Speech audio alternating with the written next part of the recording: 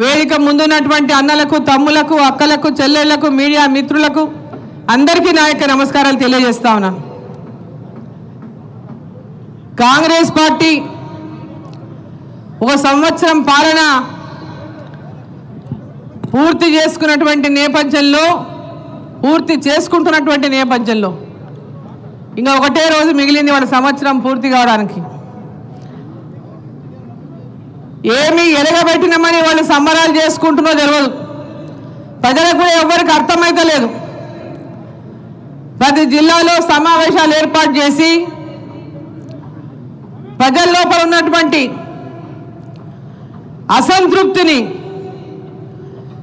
మళ్ళా ఆశలోకి మారడానికి ఇగో ఈ నెల ఎప్పటి నుంచే ఇండ్లు వస్తాయి, ఇగో ఈ సంక్రాంతికి మీకు రైతు భరోసా అయిపోతుంది, ఇగో ఇప్పుడు ఇదైపోతుంది అదైపోతుందని మాయమాటలు మళ్ళీ చెప్పుకుంటూ ఈ సంబరాల పేరు మీద ప్రజలని మరోసారి మాయపు చేయమే తప్పితే ఈ రాష్ట్ర ప్రభుత్వం ఎన్నికల ముందు ఇచ్చినటువంటి హామీని ఏ ఒక్క హామీని కూడా పూర్తిగా ఇంతవరకు నెరవేర్చినటువంటి సందర్భం లేదు. వాళ్ళు మాట్లాడితే మేము మహిళలకు ఫ్రీ బస్సు ఇచ్చేసామంటున్నారు. ఫ్రీగా మహిళలు బస్సు ప్రయాణం చేస్తారు, మేము ఇచ్చిన హామీ నెరవేర్చినామనేటటువంటి మాట మాట్లాడుతున్నాం. మీరు చెయ్యి ఇట్లా అంటే బస్సు అవుతుంది అన్నారు. ఊర్లకు ఒకసారి పోయి చూసి రావాలి, అసలు ఆర్టీసీ బస్సులు ఊళ్ళలో తిరుగుతున్నాయా? ఆ ఊరికి ఇంతకుముందు 4 బస్సులు పోయినా 2 బస్సులు పోయినా ఈరోజు ఊళ్ళకు బస్సు పోయేటటువంటి పరిస్థితులు లేవు. బస్సులు తిరిగేటువంటి పరిస్థితి ఈరోజు రాష్ట్రంలో ఏర్పడ్డది. మేము ఫ్రీ బస్సు ఇచ్చినామని చెప్పి ప్రజలను మాయమాటలు చెప్పి ఈరోజు మేము అమలు చేసామని చెప్పి అబద్ధాలు చెప్పుకుంటుంటే వాళ్ళ ఆత్మను వాళ్ళు పరిశీలించుకోవాలని చెప్పి సందర్భంగా నేను కోరుతా ఉన్నా. రైతు రుణమాఫీ చేసినామని చెప్తున్నారు. 70 లక్షల మందికి రైతు రుణమాఫీ చేయాల్సినటువంటి అవసరం ఉంటే కేవలం 22 లక్షల మంది రైతులకు రైతు రుణమాఫీ చేసి మేము రైతు రుణమాఫీ అమలు చేసాము, ఈ దేశంలో ఎవరు చేయలేనటువంటి మాట మాట్లాడుతున్నారు. ఈ దేశంలో హామీ ఇచ్చింది కదా మీరు, రైతులకు 2 లక్షల రుణమాఫీ చేస్తాం. మీరు ఎన్నికల ముందు ఏం చెప్పింది రైతులను? మీరు బ్యాంకులలో 2 లక్షల రూపాయలు అప్పు తీసుకొచ్చుకోండి, మేము రాగానే డిసెంబర్ 9కి మా సోనియమ్మ పుట్టినరోజు నాడు రుణమాఫీ చేస్తామనేటటువంటి హామీ ఇచ్చిండ్రు. మరి సంవత్సరం అవుతుంది, ఇప్పటిదాకా రైతులకు రుణమాఫీ ఎందుకు జరగలేదు పూర్తిగా అని చెప్పి నేను ప్రశ్నిస్తా ఉన్నా. సంవత్సరం అవుతున్నా పూర్తిగా రుణమాఫీ ఎందుకు కాలేదని చెప్పి నేను ప్రశ్నిస్తా ఉన్నా. రైతు భరోసా, రైతు బంధు పథకానికి రైతు భరోసా పేరు పెట్టి సంవత్సరానికి 10,000 కాదు, మేము వస్తే 15,000 ఇస్తామని చెప్పిండ్రు కాంగ్రెస్ పార్టీ వాళ్ళు. సంవత్సరానికి 15,000, ఎకరాకు పంటకు 7,500 చొప్పున 2 పంటలకు సంవత్సరానికి 15,000 ఇస్తాం రైతులకి. కౌలు రైతులకు కూడా 15,000 ఇస్తాము, ఉపాధి హామీ కూలీలకు 12,000 ఇస్తామని చెప్పిండ్రు సంవత్సరానికి. మరి ఇప్పటికీ ఏ ఒక్క గ్రామంలోనైనా ఏ ఒక్క రైతుకైనా రైతు భరోసా అందించిండ్రా? ఏ ఒక్క కౌలు రైతుకైనా రైతు భరోసా అందించిండ్రా? ఏ ఒక్క ఉపాధి కూలీలకు మీరు 12,000 రూపాయలు అందజేసిండ్రా? ఏ ముఖం పట్టుకొని మీరు ఈ సంబరాలు చేస్తా ఉన్నారని నేను ప్రశ్నిస్తా ఉన్నా. మహిళలకు మహాలక్ష్మి 18 ఏళ్ళు పైబడిన మహిళలకు అందరికి కూడా ప్రతి మహిళకు నెలకు 2,500 రూపాయలు ఇస్తామని చెప్పి మాట చెప్పిండ్రు.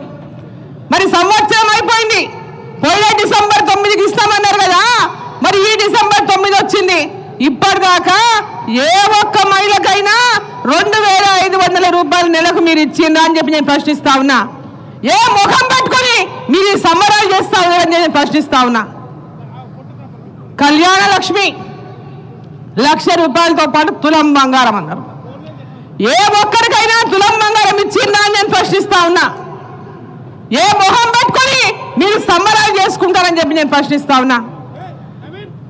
నిరుద్యోగులకు నెలకు 4,000 రూపాయలు నిరుద్యోగ భృతి ఇస్తామన్నారు.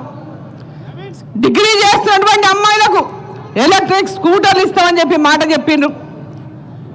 మరి ఇప్పటిదాకా మీరు ఇచ్చిన హామీలన్నీ ఎవరైనా మీరు ఇచ్చిన హామీనా లేకుంటే ఇంకా వేరే వారు ఇచ్చిన హామీలను మేము ప్రశ్నిస్తున్నామని చెప్పి అడుగుతా ఉన్నా. మేము ఎందుకయ్యా నెరవేరుస్తాయని మీరు ఇచ్చిన హామీలంటే భారతీయ జనతా పార్టీ మమ్మల్ని విమర్శిస్తుందని చెప్పినటువంటి అన్నవారుగా నోరుకి ఎంత వస్తే అంత మాట్లాడుతున్నారు. అసలు ఈ ముఖ్యమంత్రిది అసలు నోరేనా?